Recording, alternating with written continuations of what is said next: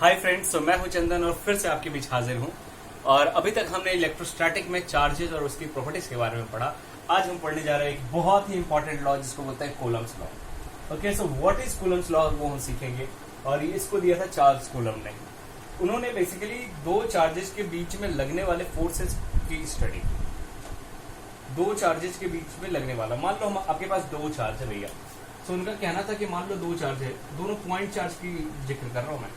Point charge का मतलब होता है कि अगर ये दो चार्ज है, इनके बीच में अगर कुछ सेपरेशन लो, ठीक है, हमारे पास मान लो ये दो चार्जेस हैं Q1 और let's suppose this charge is Q2 और इनके बीच में सेपरेशन R है, तो इनको पॉइंट चार्ज कब बोलेंगे? When this separation is much much larger than the dimension of this charge, तब आप इनको पॉइंट चार्ज मान सकते हैं। सो पहली बात, ये इलेक्ट्रोस्टैटिक का लॉ है, मतलब ये लॉ तभी वैलिड है when the charges are at rest. And the second thing is ये पॉइंट चार्जेस के लिए वैलिड है। किस तरह के चार्जेस के लिए? पॉइंट चार्जेस के लिए। पहले ही मैंने बता दिया बच्चा। अब उन्होंने देखा कि ये दोनों चार्ज एक दूसरे पे फोर्स लगा रहे हैं। ये दोनों चार्ज एक दूसरे पे फोर्स लगा रहे थे। बहुत बढ़िया, बहुत खूब। इस चार्ज के प्रेजेंस के कारण इस पे फोर्स लग रहा था और इस चार्ज के प्रेजेंस के कारण इस पे फोर्स लग रहा था माय डियर। ओके, मान लेते हैं अगर दोनों का नेचर सेम है, both are of same nature, दोनों का सेम साइन है, दोनों पॉजिटिव है या दोनों नेगेटिव है, तो देखा गया ये दोनों तो रिपेल करते रहिए, because we know that like charges repel each other. तो ये दोनों रिपेल कर रहे थे और ये एक दूसरे पे फोर्स लगाते थे। अब इस वाले पे फोर्स लगा था फोर्स ऑन 1 ड्यू टू 2 और इस पे फोर्स लग रहा था फोर्स ऑन 2 ड्यू टू 1, मान लो। और ये देखा कि ये दोनों फोर्सेस इक्वल थे, ये दोनों फोर्सेस के मैग्नीट्यूड इक्वल थे, मतलब F12 और F21 का मैग्नीट्यूड इक्वल है। पहली बात तो ये देखा गया, जो ऑब्जर्वेशन है वो दिखा रहा हूं। So F12 equals to F21। Magnitude wise बात कर रहा हूं मैं। ओके, सो लिख देता हूं मैग्नीट्यूड वाइज। डायरेक्शन वाइज तो आपको दिख रहा है अपोजिट है ना। सो मैग्नीट्यूड वाइज ये दोनों इक्वल थे। बहुत बढ़िया। दोनों का डायरेक्शन क्या है? उल्टा है। क्या ये F12 जो फोर्स है इस Q2 के कारण Q1 पे लगा है? जी हाँ। और ये F21 जो फोर्स है वो इस Q2 पे Q1 के कारण। बहुत बढ़िया, ये दोनों फोर्स इक्वल है। सो इनको हम मान सकते हैं कि ये दोनों फोर्स को हम एक F बोल सकते हैं, फोर्स F बोल सकते हैं। और ये जो फोर्स देखा गया ये कुछ बातों पे डिपेंड कर रहा था। एक तो इस बात पे डिपेंड कर रहा था कि इन दोनों के बीच में सेपरेशन कितना है। ये देखा गया जितने ज्यादा सेपरेशन थे फोर्स उतने कम लग रहे थे और वो इस डिस्टेंस के स्क्वायर के इनवर्सली प्रोपोर्शनल थे। ये ऑब्जर्वेशंस, कूलम्स लॉ का ऑब्जर्वेशन। तो कूलम्स लॉ से कि two charges experience force on each other and these charges and this force is inversely proportional to the square of separation between them। ये inversely proportional था R के square का। पहला observation भैया सुनना कूलम्स लॉ का।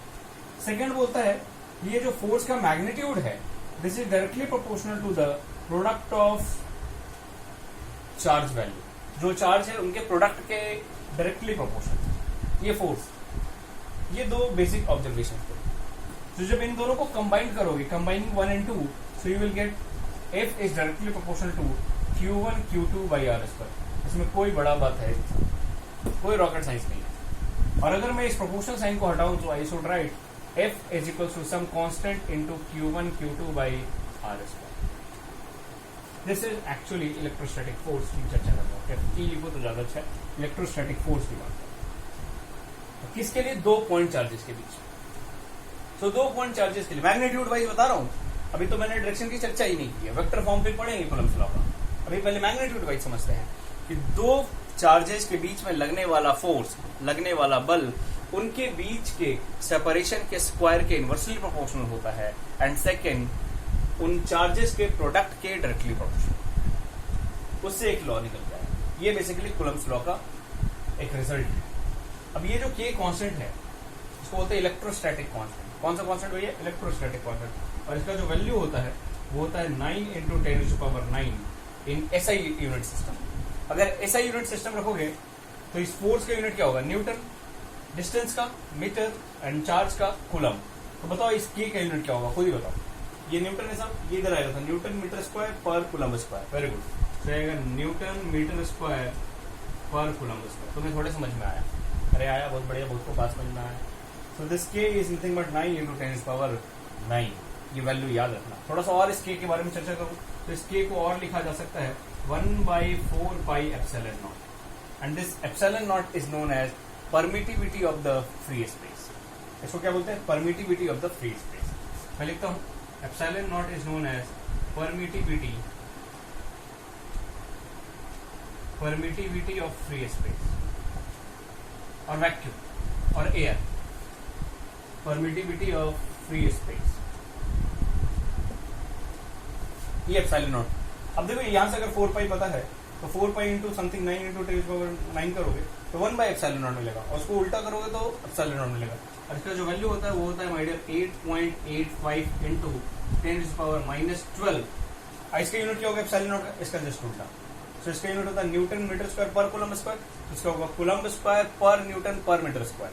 नहीं आया? आया ना? हाँ सर। तो ये आएगा coulomb square per newton per metre square. This is the unit of ε0। बहुत बढ़िया, बहुत खूब बात समझ में आई। ये है क्या, ये बाद में चर्चा करेंगे, पहले आप इतना तो समझो। अभी इसमें समझने वाली जो बात थी फिर से एक बार दोहराता हूं, तब तक आप इसको लिख लो और सुनते रहो मेरी कहानी को। इस कूलम्स लॉ में समझने वाली मेन मुद्दा ये है भैया कि जो दो फोर्सेस लग रहे हैं इनका मैग्नीट्यूड इनके डिस्टेंस के स्क्वायर के इनवर्सली प्रोपोर्शनल है, और दूसरा इनके चार्ज के प्रोडक्ट के डायरेक्टली प्रोपोर्शनल। सिंपल, अंडरस्टूड ना? बहुत बढ़िया, बहुत खूब बात सुनो। ये सब कुछ बहुत आसान है, यहां तक कोई प्रॉब्लम नहीं है। दिक्कत है इस फोर्स को समझने में। आओ थोड़ा समझते हैं इस फोर्स। पहले ये जो फोर्सेस लग रहा है, ये फोर्स Q1 पे लगने वाला फोर्स किसने लगाया है? Q2 ने। और Q2 पे लगने वाला फोर्स Q1 ने। ये दोनों फोर्स मतलब एक्शन रिएक्शन पेयर की तरह है। एक्शन रिएक्शन पेयर समझ याद है आपको? एक्शन रिएक्शन पेयर वो फोर्सेस होते हैं, जैसे मान लो हमने इस पे फोर्स लगाया 10 न्यूटन, इस वाले पे 10 न्यूटन में, इसने भी हमें कितना दिया? 10 न्यूटन। किस लॉ के हिसाब से? Newton third law. So actually इस भैया ने इस पे जो फोर्स लगाया, इस भैया ने इस पे भी इतना ही फोर्स लगाया। So that's why these two forces are known as action reaction pair. तो इसका मतलब इलेक्ट्रोस्टैटिक जो फोर्सेस है वो एक्शन रिएक्शन पेयर फोर्सेस। तुम्हें नहीं आया? आया? जी हाँ। दूसरा चीज, ये लगता कैसे भैया? ये हमेशा इन चार्जेस के लाइन ज्वाइनिंग के अलोंग लगेगा। जो चार्ज पॉइंट है, पॉइंट चार्जेस है, उनके लाइन ज्वाइनिंग के अलोंग लगने वाला ये force. It always acts along the line joining of two charges. अच्छा, पहला बात क्या बोला? Electrostatic force is action reaction pair. Electrostatic forces are action reaction pair. Second, they always act along the line joining of two charges. बहुत बढ़िया, इसलिए इनको central force भी कहते हैं। That's why these kind of forces are known as central force। क्यों भैया central? क्योंकि ये फर्स्ट के एक्शन रिएक्शन पेयर है एंड सेकंड के लाइन ज्वाइनिंग के अलोंग लगता है। नहीं आया साहब? अरे आया, बहुत बढ़िया, बहुत को बात समझ। अच्छा, ये सेम नेचर की चार्जेस की चर्चा की थी। अगर ये अपोजिट नेचर के होते, मान लो ये होता भैया +Q1 और ये होता भैया -Q2, मान लो, तो क्या हो रहा होता भैया? जब अनलाइक चार्जेस रहते तो ये अट्रैक्ट करते हैं, मतलब ये भैया इसको अट्रैक्ट कर रहा होता और ये भैया इसको, और दोनों का मैग्नीट्यूड सेम होता कि इक्वल, मतलब सेम और इक्वल सेम चीज है, बहुत बड़े, मतलब सेम होता या डिफरेंट? सेम होता भाई। तो ये भी F, ये भी F, और ये इसको आप लिख सकते हो force on 1 due to 2 and force on 2 due to 1, और ये दोनों क्या होते हैं? मैग्नीट्यूड वाइज इक्वल होते हैं। नहीं आया? आया। So like charges repel each other and unlike charges attract each other. और ये जो फोर्स है, ये फोर्स कैसे निकाल सकते हैं भाई सर? इस फॉर्मूले से। This is nothing but K into Q1 Q2 by R square। Now what is the value of K? K is 9 into 10⁻⁹ newton metre square पर कूलम स्क्वायर। बहुत ही सिंपल, यहाँ तक कुछ है ही नहीं, तो मैं आया ही नहीं। आया? बहुत बढ़िया, जल्दी से इसको लिखो और आगे बढ़ते हैं।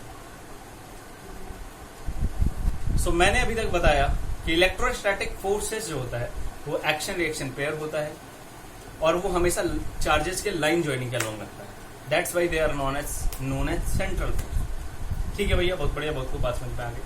अच्छा ठीक है, सो हमारे पास फोर्स मिल गया K Q1 Q2 by R square। Simple है, एंड K का वैल्यू होता है 9 into 10⁻⁹ in SI unit system, and the unit is newton metre square पर कूलम स्क्वायर। यहाँ तक आपको कोई परेशानी नहीं होनी चाहिए।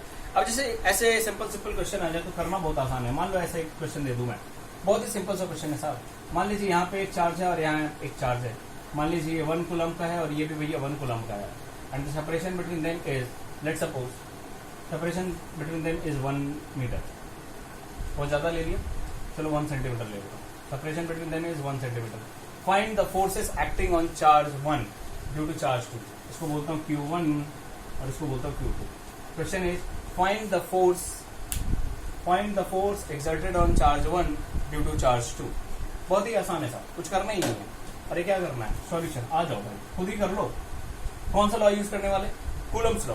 अच्छा ये लॉ है माय डियर, इसको प्रूफ नहीं करना है, इट्स अ लॉ, और लॉ एक्सपेरिमेंटली वेरीफाइड होता है। सो कूलम्स हमने बहुत एक्सपेरिमेंट किए, उसके बाद ये लॉ दिया है, ठीक है ना। ठीक है, आओ। So I want to calculate force, और फोर्स कितना होता है, फोर्स होता है K Q1 Q2 by R square. What is the value of K, 9 into 10⁹ बहुत बढ़िया। What is the value of Q1, ये 1 है भाई साहब, एंड Q2 का वैल्यू 1 है, और R का वैल्यू कितना लिखोगे, 1 सेंटीमीटर, सो मीटर में कन्वर्ट करो, तो 10⁻² का स्क्वायर, वेरी गुड। तो 10⁻² का स्क्वायर, कोई बुराई नहीं है, बहुत बढ़िया। तो ये आ गया देखो 9 इंटू 10⁹ इंटू 1, अच्छा ये तो 1 हो गया ना, डिवाइडेड बाई 10⁻⁴, देख कितना आया, 9 इंटू 10⁻13 न्यूटन। अब बताओ, छोटा फोर्स है कि बहुत बड़ा फोर्स, बहुत बड़ा। तो इलेक्ट्रोस्टैटिक फोर्सेस का जो मैग्नीट्यूड होता है ना, वो बहुत ज्यादा होता है, और ये 1 coulomb is really a very big magnitude, ये बहुत बड़ा चार्ज है, it's not a very small charge. एक इलेक्ट्रॉन पे कितना चार्ज होता है, एक इलेक्ट्रॉन पे चार्ज होता है माय डियर 1.6 इंटू 10⁻19 कूलम। तो इसका 10⁻19 कूलम है, मतलब समझ पा रहे हो, तो अंडरस्टूड ना। ठीक है, this is how you can solve. बहुत ही आसान और बहुत ही बेहुदा तरह के सवाल। अब थोड़ा अच्छे अच्छे क्वेश्चंस की तरफ बढ़ेंगे, ये तो बस आपको दिखाने के लिए। क्लियर है, आइए कुछ आगे बढ़ते हैं। अब देखो इसमें एक लॉ है, लॉ क्या है, मतलब बेसिक सा चीज है, उसको बोलते हैं सुपरपोजिशन थ्योरम। क्या होता है सुपरपोजिशन थ्योरम, पहले समझते हैं, समझ जाते हैं फिर आसान है। मान लो एक चार्ज है यहाँ पे हमारे पास, ये चार्ज है Q, यहाँ एक चार्ज है Q1, तो Q1 ने Q पे फोर्स लगाया, हाँ साहब लगाया, Q1 ने Q पे फोर्स लगाया, कैसे लगाया, मान लो सेम नेचर का है, अगर कुछ नहीं लिख रहा हूँ मतलब पॉजिटिव है, तो कैसे लगाएगा, रिपल्सिव, यानी Q पे, हम Q पे फोर्सेस की चर्चा देख रहे हैं, Q1 पे नहीं, तो Q पे इधर फोर्स लगेगा भैया, मान लो ये F1, बहुत बढ़िया, फोर्स इज अ वेक्टर ना, तो वेक्टर लिख दिया। मान लो एक और चार्ज है Q2, तो क्या Q2 भी Q पे फोर्स लगाएगा, हाँ साहब लगाएगा, किधर लगाएगा, along the line joining of Q and Q2। So Q पे हम फोर्स की चर्चा कर रहे हैं, तो इस पे जो फोर्स लगेगा वो लगेगा F2। तुम्हें थोड़े समझ में आ रहा है। अच्छा और भी कोई चार्जेस रहा, मान लो और चार्ज है Q3, और Q पे क्या है, Q3 भी फोर्स लगाएगा, जी हाँ लगाएगा साहब, बहुत बढ़िया। तो Q3 किधर लगाएगा, along the line joining of Q and Q3, तो इधर एक फोर्स लगेगा, दैट इज F3। सो अभी चार्ज Q पे तीनों चार्जेस फोर्स लगा रहे हैं, मान लो ये डिस्टेंस R1, ये R2, ये R3, ये तीनों, तो फोर्स F1 कितना लिखोगे, F1 आप लिखोगे K Q1 Q2 by R1 square, sorry K Q1 by R1 square. Force F2 कितना लिखोगे, K Q2 by R2 square, and force F3 कितना लिखोगे, K Q3 by R3 square. है कि नहीं है, हाँ सर, विद डायरेक्शन, इसमें आपको वेक्टर पता होना चाहिए। तो इसमें जो नेट फोर्स लगेगा वो क्या होगा, नेट फोर्स ऑन Q क्या होगा, क्या इन तीनों का वेक्टर सम होगा। So this is known as superposition. हमने किया क्या भाई साहब कि अलग अलग चार्जेस के कारण इस पर फोर्स लगाया और सबको फिर वेक्टर सम कर दिया, मतलब सुपर इम्पोज कर दिया। So that's why this theorem is known as superposition theorem. क्या होता है सुपरपोजिशन थ्योरम, फिर से एक बार बताता हूं और आप लिखना खुद से, सुन लो एक बार। सुपरपोजिशन थ्योरम इट सेज कि अगर आपको किसी एक चार्ज पे बहुत सारे चार्जेस के कारण फोर्स निकालना है, सो सिंपली आप क्या करो, अलग अलग चार्जेस के कारण उस पर फोर्स निकालो और सबका वेक्टर सम कर दो, यानी फोर्स, नेट फोर्स जो होगा किस पे, on charge Q, that will be equal to force due to 1 plus force due to 2 plus force due to 3, और ये भी जो मिलेगा वो वेक्टर नहीं आया। तो इसका मतलब आपको वेक्टर आना चाहिए माइंड, जितने अच्छे से आपको वेक्टर आएगा उतना अच्छे से आप ये सॉल्व कर पाओगे इस तरह के प्रॉब्लम। क्लियर है, अदरवाइज आपको प्रॉब्लम होगी। सो पहले आप अगर वेक्टर नहीं जानते हो तो आज के लेक्चर के बाद जाकर के वेक्टर को पहले सीखो, वेक्टर का रिवीजन करो एटलीस्ट, ठीक है, और उसके बाद आप फिर इस तरह के क्वेश्चन कर पाओगे इजी। ओके ना। चलिए आइए अब इस पे सुपरपोजिशन थ्योरम पे बहुत सारे सवाल करने वाले हैं, बहुत सारे। आइए एक एक करके शुरू करते हैं। पहले आप इसको लिख लो। ठीक, सो आइए एक क्वेश्चन देखते हैं। आओ, बहुत ही आसान, बहुत ही सिंपल सा क्वेश्चन। मान लो एक स्क्वायर फ्रेम है। कैसा फ्रेम है माय डियर? स्क्वायर शेप का फ्रेम है, स्क्वायर फ्रेम है भाई साहब, और इसके वर्टिसेस पे चार्जेस रखे हुए हैं। यहाँ एक चार्ज रखा हुआ है, यहाँ एक चार्ज रखा हुआ है, यहाँ चार्ज है और यहाँ चार्ज है। मान लो this charges are Q minus Q Q and minus Q, ऐसे चार्जेस है। बहुत बढ़िया, बहुत को बात समझो। तुम्हें नहीं आया? अरे आया नहीं आया, बहुत बढ़िया। एंड जो स्क्वायर फ्रेम है इसका साइड लेंथ है ए। कितना है? A. The question is find the net force on charge Q. Find net force on charge Q. किसी क्यू पे नेट फोर्स बताओ, किसी एक क्यू पे। अब यहाँ पे कितने क्यू हैं? दो, एक ये एक ये। किसी एक पे बता दो भाई साहब, नेट फोर्स बताना है। अच्छा, इस पे कितने फोर्सेस लगेंगे, कितने चार्जेस के कारण लगेंगे? इसके अलावा और कितने चार्जेस हैं? 3। तो कितने फोर्सेस लगेंगे? 3। तीनों का क्या करना है वेक्टर साहब? वीडियो को पॉज करें, जल्दी से आप खुद करो, please do it by yourself. बहुत बढ़िया साहब। आइए अब मैं करता हूँ। देखो, हम इस पे चर्चा कर रहे हैं। देखो, ये माइनस क्यू क्या करने वाला है? अट्रैक्ट की रिपेल, अट्रैक्ट करने वाला है। ये इधर फोर्स लगने वाला है। कितना फोर्स लगने वाला है सर? इधर फोर्स लगने वाला है K Q square by a square. नहीं आया? आया, बहुत बढ़िया। के Q1 Q2 by a square करोगे ना, ठीक है सर। अच्छा, ये माइनस क्यू, ये भी अट्रैक्ट करने वाला है। कितना? ये भी इतना ही फोर्स लगाएगा, के Q square by a square. तुम्हें थोड़ा समझ में आया? अरे आया, बहुत बढ़िया। अच्छा, एक इसके कारण लगेगा, लेकिन ये डिस्टेंस तो पता होना चाहिए।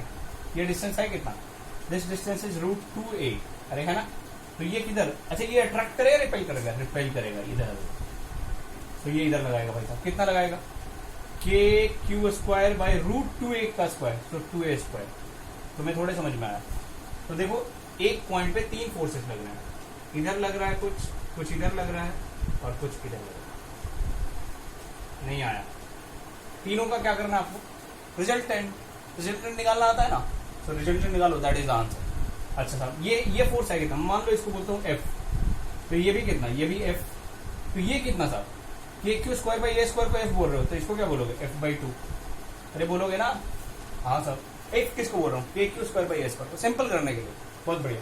यानी ये फोर्स भाई साहब F है, ये F है और ये F/2 है। अब इनका तीनों का रिजल्ट है।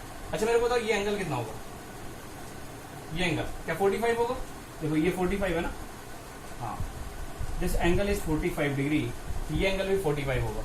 चलो भैया, अब तो आपको आता है सब कुछ, रिजॉल्व करके कर लो, या तो इसका रिजल्टेंट निकाल के इधर देखो। अच्छा, इसका रिजल्टेंट कितना आएगा? ये दोनों का, इस दोनों का रिजल्टेंट इधर आएगा सर। कितना आएगा? √2f। तो ये आया √2f और इधर है F/2। तो नेट किधर होगा? क्या नेट इधर ही होगा? तो नेट इधर मिलेगा। कितना मिलेगा? नेट इधर मिलेगा, that is √2f minus F/2। तुम्हें थोड़े समझ में आ रहा है? आया? बहुत बढ़िया। सर नेट आएगा F net is equal to √2f। √2f कितना है? K Q square by a square, K Q square by a square minus F/2। तो K Q square by a square by 2, तो 2a स्क्वायर। तो देखो ये answer कितना है? देखो, के Q square by a square को कॉमन कर लो, तो K Q square by a square को कॉमन हो गया, तो यहाँ बचा √2 और यहाँ बचा -1/2। That is answer. और सिंप्लीफाई करना है तो कर लो, कोई बुराई नहीं है। तुम्हें थोड़े समझ में आया? अरे आया कि नहीं आया? बहुत बढ़िया, बहुत समझ में आया सर। चलिए कुछ और क्वेश्चन देता हूँ, जल्दी जल्दी करना। लिख लो इसको। आइए, वीडियो को पॉज करके लिख लो और अब आगे बढ़ते हैं।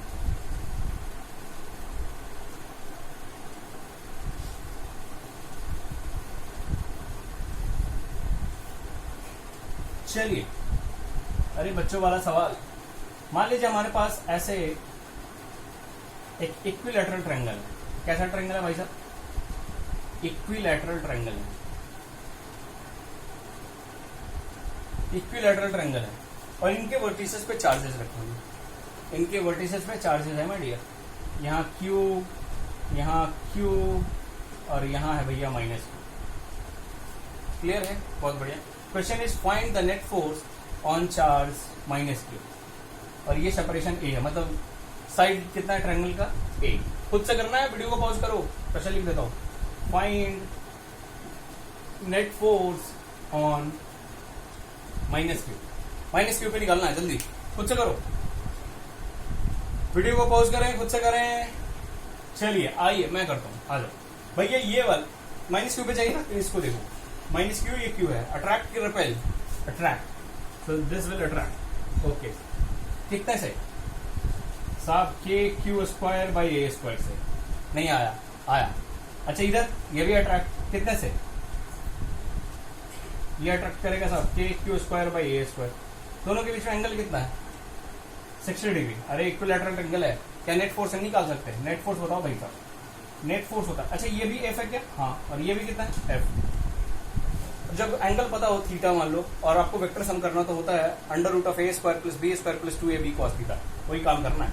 तो ये देगा F² + F² + 2FF cos 60 degree, and cos 60 is 1/2 आएगा, नहीं cos 60 इज 1/2, तो ये 1/2 और 2 गए काम से, तो F² बेसिकली, तो ये आएगा 3F², तो F बाहर आ जाएगा तो ये आएगा √3F। तो मैं थोड़े कुछ समझ में आ रहा, नहीं आ रहा, आया ना? हाँ सर, बहुत बढ़िया। तो √3F और F का value KQ² by A², so √3KQ² by A², ये इसका मैग्नीट्यूड है। अब डायरेक्शन चाहो तो डायरेक्शन भी निकाल सकते हो, निकाल सकते हैं साहब, और डायरेक्शन निकाल के दिखाते हैं। ये F है, ये F है, तो आप क्या करो, पैरेललोग्राम लॉ आता होगा, तो यूज पैरेललोग्राम लॉ। पता नहीं सर पैरेललोग्राम लॉ होता क्या है? अरे पढ़ा तो है, हाँ साहब, नहीं पढ़ा है तो बड़ा दिक्कत है भाई साहब। ये आएगा, ये आएगा, this is F net and that is how much? √3F। अब ये एंगल भी निकाला जा सकता है, निकाला जा सकता है ना? कैसे निकालते थे एंगल? tan इनवर्स करके, alpha = tan inverse B sin theta upon A + B cos theta, कभी तो पढ़ा होगा। हाँ चलो कर लो खुद से, मैं नहीं करने जा रहा। अंडरस्टूड और ना? बहुत ही आसान सवाल। चलो लिखो, इसको लिखो और 1-2 क्वेश्चन करते हैं, आसान करते हैं, जल्दी लिखो। आओ एक क्वेश्चन और करते हैं, अच्छा सा क्वेश्चन, लाजवाब भैया। मान लो यहाँ पे एक मीटर स्केल रखा हुआ है, क्या रखा हुआ है? Metre scale. यहाँ 0 स्टार्ट हो रहा है, 0, यहाँ 1, यहाँ 2, यहाँ 3, यहाँ 4 एंड सो ऑन, यहाँ मान लो 10। कितना मीटर का स्केल है? ये 0 हो गया, ये 1, ये 2, ये 3, ये 4 और ये कितना भैया? 10। किसमें है? मीटर में। बहुत बढ़िया। और हर जगह चार्जेस रखे हुए हैं, क्या रखा हुआ है? चार्ज। मान लो यहाँ पे चार्ज रखा हुआ है, यहाँ भी है, यहाँ भी है, यहाँ भी है, यहाँ भी है। अरे मान लीजिए यहाँ पे जो चार्ज रखा हुआ है वो रखा हुआ 1 कूलम का, 0 पे कितना? 1 कूलम। बहुत बढ़िया। यहाँ पे रखा हुआ 1 कूलम का, 2 पे रखा हुआ है मान लो 8 कूलम का, 3 पे रखा हुआ है मान लो 27 कूलम का, 4 पे रखा हुआ है कितना रखा हुआ बताओ? देखो 2 का क्यूब किया मैंने, 3 का क्यूब किया एंड सो ऑन। वैसे 10 पे रखा हुआ है 1000 कूलम। तुम्हें थोड़े समझ में आया? अरे आया नहीं आया? यहाँ पे कितना है? 64 कूलम। बहुत बढ़िया। सो एक मीटर स्केल है, this is a metre scale, 10 metre का एक स्केल है, और जहां जहां आपके मीटर वाला पॉइंटर है, मतलब इंटीजर वाला 0, 1, 2, 3, 4 अप टू 10, वहां पे चार्जेस रखे हुए हैं, और यहाँ पे एक 1 कूलम का चार्ज। एंड आपसे पूछा गया कि find net force on the charge kept at 0। जो 0 पे रखा हुआ है उस पे कितना फोर्स लग रहा है ये बताइए। कुछ नहीं करना था, इस 0 वाले पे क्या इसके कारण भी फोर्स लगेगा? कैसा? रिपल्सिव क्या अट्रैक्टिव? रिपल्सिव क्या अट्रैक्टिव? रिपल्सिव। इसके कारण भी रिपल्सिव, इसके कारण भी रिपल्सिव, इसके कारण भी रिपल्सिव, सबके कारण क्या रिपल्सिव? और अगर सबके कारण रिपल्सिव, सबका डायरेक्शन सेम है, तो आप अलजेब्रिकली सम करो या वेक्टर सम करो, बात बराबर है। तो अगर मैं एफ नेट लिखूं तो यहाँ पे तो सबका डायरेक्शन सेम है साहब, तो हम क्या कर सकते हैं? अलजेब्रिक सम कर देते हैं। इसके कारण कितना लगेगा? इसके कारण लगेगा Q1 Q2, तो 1 into 1 का square by R square, R कितना डिस्टेंस है माय डियर, 1 का स्क्वायर, बहुत बढ़िया, प्लस सिमिलरली इसके कारण भी लगेगा, लेकिन इसके कारण कितना होगा, k into 1 into charge 8, k Q1 Q2 by R square, R कितना भैया 2 का स्क्वायर, और ये 2 हो जाएगा ना डिस्टेंस। वैसे इसके लिए प्लस k 1 इंटू 27 बाई 3 का square and so on, and last में कितना होगा भैया, plus k into 1 into 1000 upon 10 का स्क्वायर। तुम्हें थोड़े समझ में आया? अरे आया, बहुत बढ़िया। अब इसको सॉल्व कर सकते हैं सर। ये तो आएगा k, ये कितना आएगा देखो 2 स्क्वायर, और ये 2 का क्यूब है तो यहाँ 2 आ जाएगा, तो ये आ जाएगा 2k, प्लस ये 3 स्क्वायर तो यहाँ कितना आएगा 3, so plus 3k and so on. तो नेक्स्ट होगा 4k plus 5k plus up to कहाँ तक 10k तक। अगर k को कॉमन करूँ तो देखो यहाँ बचेगा 1 plus 2 plus 3 plus and so on up to 10। तो 1 plus 2 plus 3 plus up to 10 कितना होता है माय डियर? अरे ऐड आता है ना आपको? हाँ, नहीं आता एडिशन? अरे नहीं आता तो nth नंबर का जो सम होता है nth इंटीजर वाला वो लगा दो, n इंटू n प्लस 1/2।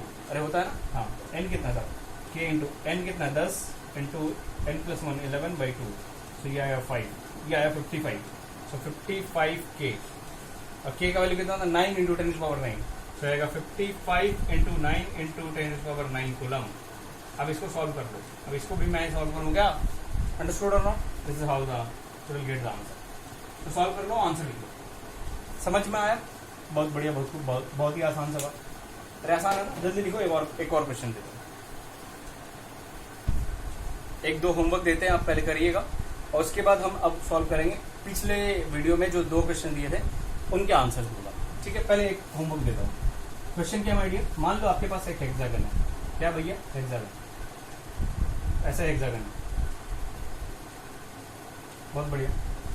और हेक्सागन के सेंटर पे, ये यहाँ सेंटर हो सकता है ना, अगर मैं डायगोनल ऐसे ड्रॉ करूँ तो ये रहा इसका सेंटर।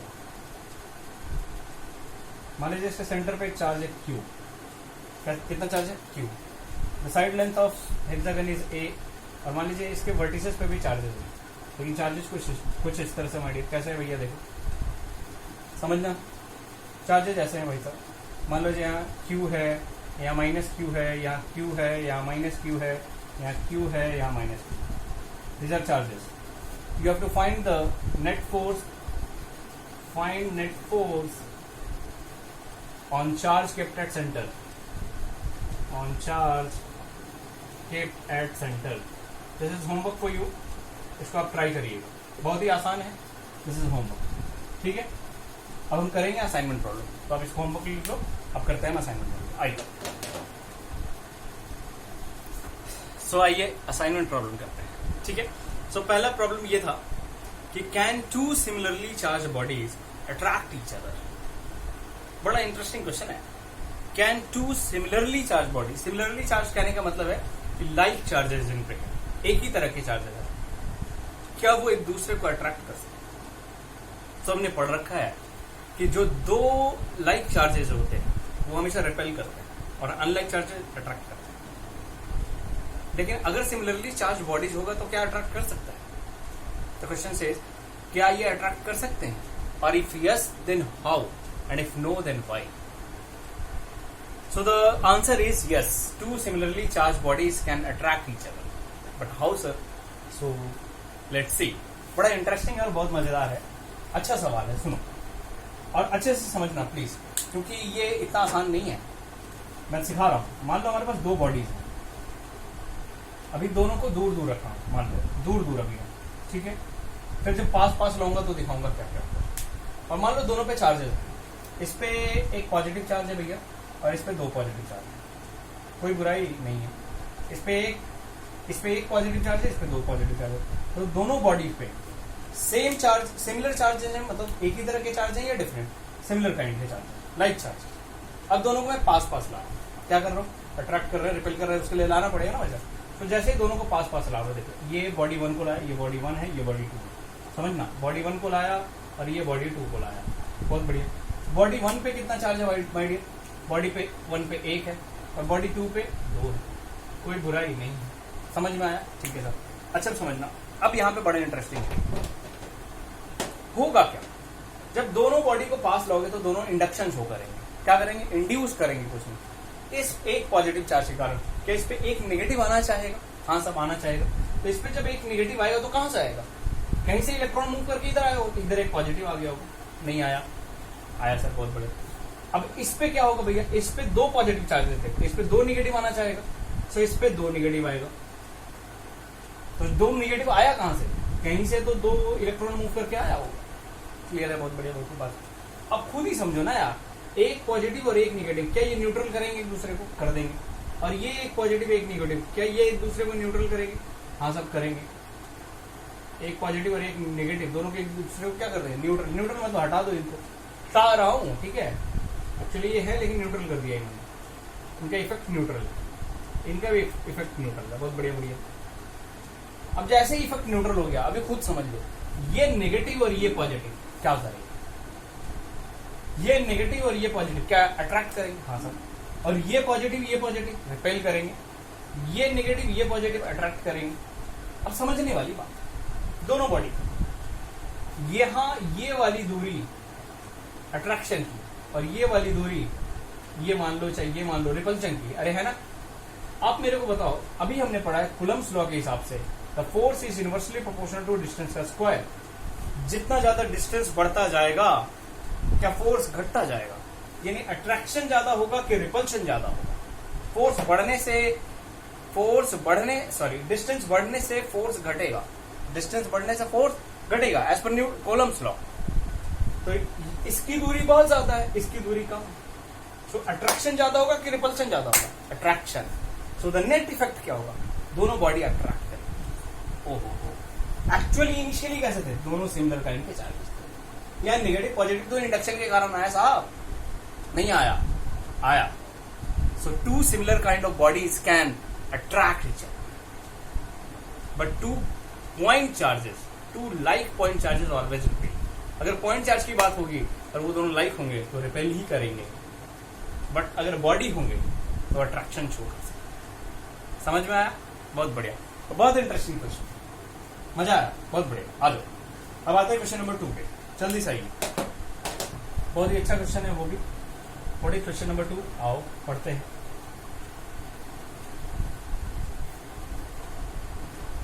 क्वेश्चन नंबर 2 says कि can a charge body made completely uncharge और neutral by connecting with only one body, क्या किसी एक चार्ज बॉडीज को किसी दूसरे चार्ज बॉडी से कनेक्ट करके कंप्लीटली न्यूट्रल बनाया जा सकता है, और if yes then how, and if no then why.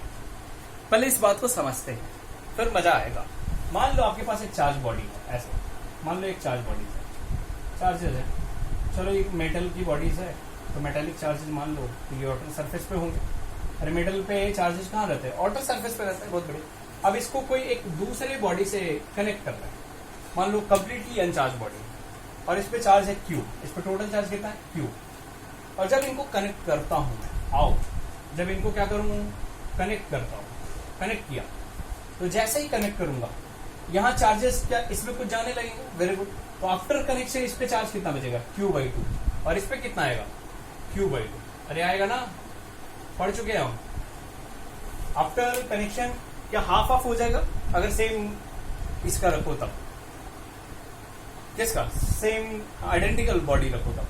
अच्छा कुछ और भी बॉडी रखोगे तो फ्लो होता रहेगा, लेकिन कब तक होता रहेगा, जब तक कि पोटेंशियल जीरो ना हो जाए, मतलब सॉरी जब तक पोटेंशियल सेम ना हो जाए, पोटेंशियल डिफरेंस जीरो ना हो जाए, ठीक है।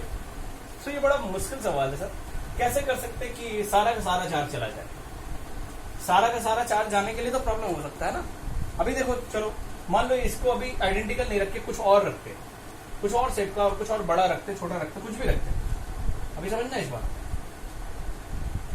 तो इस पे हो सकता है Q/2 नहीं जाकर कुछ जाता, इनिशियली Q था लेकिन कुछ चार्जेस जाएगा, और जैसे जैसे इस पे चार्जेस आएंगे इसके पोटेंशियल बढ़ेंगे, लेवल बढ़ेगा, वाटर वाला समझो ना, इसका लेवल बढ़ता जाएगा, इसका घटता जाएगा, तो कभी ना कभी तो सेम होना पड़ेगा ना दोनों का पोटेंशियल। तो जब सेम होगा तो रुक जाएगा फ्लो, और रुक जाएगा तो यहाँ कुछ चार्जेस बच जाएगा और यहाँ कुछ चार्जेस रहेगा। मान लो यहाँ कुछ, मान लो यहाँ बच गया Q' तो यहाँ आ जाएगा Q- Q'। अरे यही होगा ना भाई साहब, चार्ज तो कंजर्व रहता है। मतलब कंप्लीटली इसको अनचार्ज करना, डिस्चार्ज करना बड़ा प्रॉब्लम है। कैसे करे। तो एक चीज मैंने पढ़ाया था आपको कि जब भी एक मेटल की बॉडी होगी और उसको अगर चार्ज दोगे तो वो सारा का सारा चार्ज कहाँ रहेगा? आउटर सरफेस पे। इनर सरफेस पे चार्ज रह ही नहीं सकता ना। तो ऐसा करते हैं, इसको ऐसे ना कनेक्ट करके इसको कुछ अलग ढंग से कनेक्ट करते हैं। मानते हैं ये वाला बॉडी हॉलो लेते हैं मेटल की और इसको इसके अंदर रख देते हैं, इसको इसके अंदर रख देते हैं और रखने के बाद इसको कनेक्ट कर देते हैं। रखने के बाद क्या करते हैं भैया? कनेक्ट कर देते हैं। तो जैसे ही इसको कनेक्ट करोगे, अभी इस पे क्यू चार्ज है, जैसे ही आप कनेक्ट करोगे व्हाट विल हैपन? अब इसकी कोई जरूरत नहीं है, समझ लो। व्हाट विल हैपन कि ये मेटल की सरफेस है और चार्जेस जाएंगे, और चार्जेस कहाँ जाएंगे माय डियर? आउटर सरफेस पे। इनर सरफेस पे तो चार्ज रह ही नहीं सकता, तो here there will be no charge. यहाँ पे कोई चार्ज नहीं रहेगा और सारा का सारा कहाँ चला जाएगा? Outer surface. और जैसे ही सारा का सारा आउटर सरफेस पे चला गया, जैसे ही सारा का सारा आउटर सरफेस पे चला गया, यहाँ क्या बचा? जीरो। मतलब ये हो गया न्यूट्रल, कंप्लीटली अनचार्ज हो गया। इस तरीके से आप किसी भी एक बॉडी को कंप्लीटली अनचार्ज कर सकते हो अगर उसको किसी मेटल की बॉडी में रखो और उसको कंडक्शन करा दो, तो ये इसका सारा का सारा चार्ज बाहर वाली बॉडी पे चला जाएगा। समझ में आया? अब इसको डिस्कनेक्ट करो, इसको निकाल दो, काम खत्म हो गया आपका। इजी है ना? समझ में आया? बहुत बढ़िया। चलिए, तो आज के लिए इतना ही रखते हैं, फिर मिलते हैं नेक्स्ट वीडियो में। So thank you for today.